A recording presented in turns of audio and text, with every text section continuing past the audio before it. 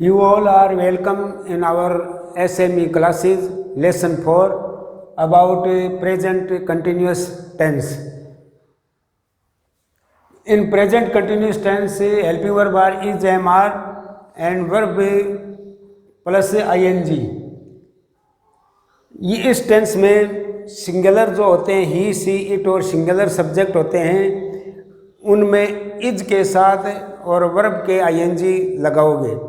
और आई एक ऐसा है जो कि एक अलग हेल्पिंग वर्ब एम लेता है और एम के साथ वर्ब के आईएनजी लगा करके लिखोगे। और यू, वी, दे और प्लूरल जो भी होते हैं उनमें आप आर के साथ और वर्ब के आईएनजी लगाओगे। ठीक है, ये तो आपने जान लिया कब लगाओगे, लेकिन एग्जाम में आपको पता है कि जैसे आपने देखा कि इज और क्रिया के आईएनजी लगता है, कोई भी क्रिया आईएनजी लगता है तो उसका अर्थ रहा है, रही है हो जाता है। जैसे लुकिंग यानी देख रहा, लेकिन इज और आ जाता है तो देख रहा है हो जाए इज लुकिंग, यानी आईएनजी लगने से रहा हो जाता है। विजिटिंग यानी मिल रहा, वॉशिंग यानी धो रहा। अब है लगाना है तो इज लगाओ, धो रहा हूँ है तो एम लगाओ, धो रहे हैं तो आर लगाओ। इस प्रकार से आपने देखा, लेकिन आपको पता है परीक्षा में रहा है, रही है, दिए हुए नहीं होंगे तो आपको कैसे पता लगेगा कि ये टेंस काम में लेना है। तो अगला अपना जो है topic, when it is used, कब काम आता है। ये टेंस तब काम आएगा जब कोई भी क्रिया यानी एनी एक्शन या कोई भी घटना, इवेंट जो कि हैपनिंग हो यानी घट रही है बिफोर आवर आइज, अपनी आंखों के सामने घट रही हो, जबकि हम स्पीकिंग कर रहे हैं, बोल रहे हैं उस समय। तो जब स्पीकिंग करते समय या हम कोई चीज़ देख रहे हैं, उसमें कोई घटना घट रही है और उसको हम डिस्क्राइब करना चाहते हैं तो इस टेंस को काम में लिया जाता है। तो इसके निश्चित रूप से कीवर्ड भी ऐसे ही होंगे कि भी आप जो भी देख रहे हो वो इस समय देख रहे हो, अब देख रहे हो, तो उस एक्शन को डिस्क्राइब करने के लिए कीवर्ड भी ठीक ऐसे ही होंगे। तो वो कीवर्ड कौन से, इसका हम देखो आपके जो आराम से याद हो इसके लिए हमने पेयर बना दिए ताकि आपको आराम से याद हो जाए। जैसे पहले एट वाले हमने बना दिए, तो eight this time, at this moment, at present. अब आपको तुरंत याद आ जाएंगे भी एट वाले तीन हैं।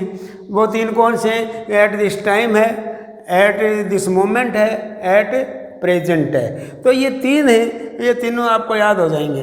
फिर आप नाउ के साथ और नाउ, नाउ ए डेज और टुडे, ये हो गया now, now a day, today. Now यानी अब, नाउ ए डेज यानी आजकल और टुडे मतलब आज। और एक इसकी विशेषता और है टेंस की, जब हम दो शब्द कीवर्ड हैं जो लुक और लिसन। जैसे हम कहते हैं लुक, इसका मतलब है कि किसी घटना जो हम देख रहे हैं आंखों के सामने है उसका वर्णन करने जा रहे हैं। ऐसे हम कहते हैं कि लिसन, कि अरे सुनो, तो भी हम कोई घटना का वर्णन किए जा रहे हैं। इसका मतलब ये है कि लुक और लिसन से जो प्रारंभ होंगे वाक्य उनमें भी यही टेंस आएगा। और कैसे आएगा वे आपको उदाहरण सहित हम अभी बताने जा रहे हैं आपको। इसके एग्जाम्पल अब हम देखने जा रहे हैं कि किस है और किस प्रकार से इनको काम में लिया जाएगा। इन शब्दों को देख करके कैसे हम भरेंगे ये अभी हम देखेंगे ये अब एग्जाम्पल्स में।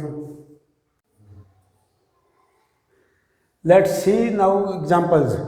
अब एग्जाम्पल देखते हैं। देखो इसी टेंस के आपने कीवर्ड्स तो देख ही लिए, eight this time, at this moment, at present, now, now A days, these days, today, ये आपने कीवर्ड्स देखे। अब देखो और साथ में ये भी देखा कि दो शब्द हैं, दो वर्ड, दो जो आपके वर्ड हैं कौन से, एक लुक और लिसन, वो भी यही टेंस लेते हैं। प्रेजेंट कंटिन्यूस क्यों लेते हैं उदाहरण से आपको समझ में आ जाएगा। चलो लेट्स गो। अब देखो यू है, पहले उदाहरण में क्या है, यू है, यू है प्लूरल और प्लूरल है और इसमें कीवर्ड है दीज डेज। दीज डेज के इस कीवर्ड को देखते ही आपके दिमाग में आ जाएगा कि प्रेजेंट कंटिन्यूस है और यू प्लूरल होने के कारण आर आएगा और वर्ब क्या आ जाएगी, आईएनजी। तो यू के कारण आर हम यहाँ लिखते हैं और वर्ब के लगा देते हैं आईएनजी। तो you are learning, you are learning tense is these days, आप इन दिनों टेंस सीख रहे हो। तो ये दीज डेज के कारण आप आर लर्निंग लगाया। सेकंड एग्जांपल लेते हैं। इसमें आपने देखा कि एट दिस टाइम, ये कीवर्ड है और एट दिस टाइम देखते हैं आपको तीनों वो शब्द भी याद आएंगे, eight this time, at this moment और एट प्रेजेंट। और इसमें प्रेजेंट कंटिन्यूस आता है, तुरंत याद आ जाएगा। अब देखते हैं सब्जेक्ट। सब्जेक्ट कौन सा है? प्लूरल है। प्लूरल होने के कारण आप कौन सा लगाओगे? इज लगाओगे, आर लगाओगे या एम लगाओगे? स्वाभाविक है, प्लूरल में आर आता है तो आर लगाओगे, और वर्ब जो मेक है उसके आईएनजी लगाते समय आप ई हटा दोगे, जैसे हमने पहले ही बताया। तो ये आप मेकिंग कर दिया, और the boys are making a noise at this time, इसमें जो लड़के हैं वो शोरगुल कर रहे हैं। अब थर्ड एग्जाम्पल लेते हैं, माई मदर, और इसमें कौन सा कीवर्ड है? नाउ, और माई मदर क्या है? सिंगुलर है। नाउ के कारण प्रेजेंट कंटिन्यूस हुआ, now, now a days, these days और टुडे, ये याद है आपको। तो नाउ माया प्रेजेंट कंटिन्यूस, और माई मदर क्या है? सिंगुलर है। सिंगुलर होने के कारण आप इज लगाओगे और कुक के आईएनजी लगा दोगे, तो ये भरा जाएगा इज कुकिंग। तो ये हमने भर दिया इज कुकिंग। तो मेरी माँ अब खाना पका रही है।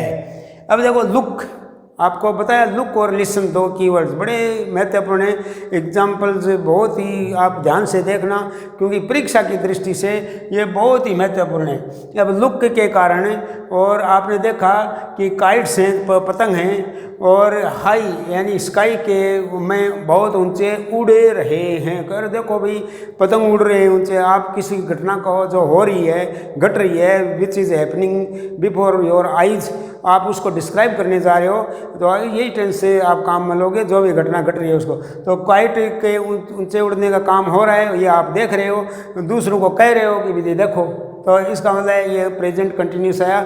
और काइट्स क्या है? ये प्लूरल है। प्लूरल होने के कारण आर आएगा, और फ्लाई के हम लगा देंगे आईएनजी, तो क्या भरा जाएगा? Are flying.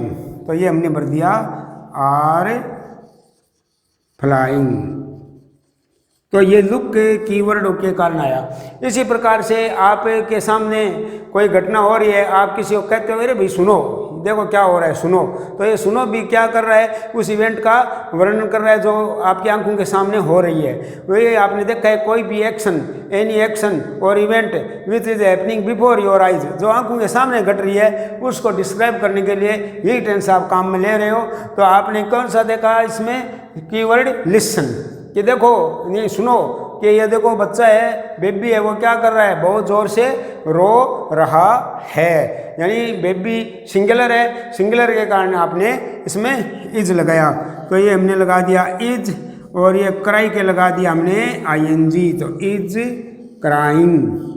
तो इस प्रकार से आपने इन जो भी कीवर्ड्स हैं उनके एग्जाम्पल्स देखे, बड़े ध्यान से आपने देख लिया कि कीवर्ड्स ही महत्वपूर्ण हैं, उनको याद करो और उनको आप ध्यान से और काम में लो, ताकि जितना काम में लोगे उतने ही आपको याद होंगे। इस प्रकार से हमारा ये टेंस है वो समाप्त होता है।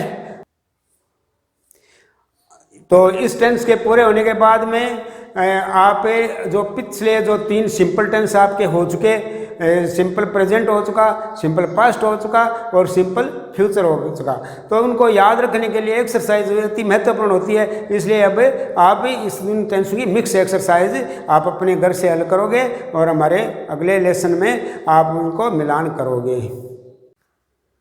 हाँ तो बच्चों, जैसा कि हमने वादा किया था कि 3 टेंस जैसे ही पूरे होंगे उनकी मिक्स एक्सरसाइज है वो आपको देंगे।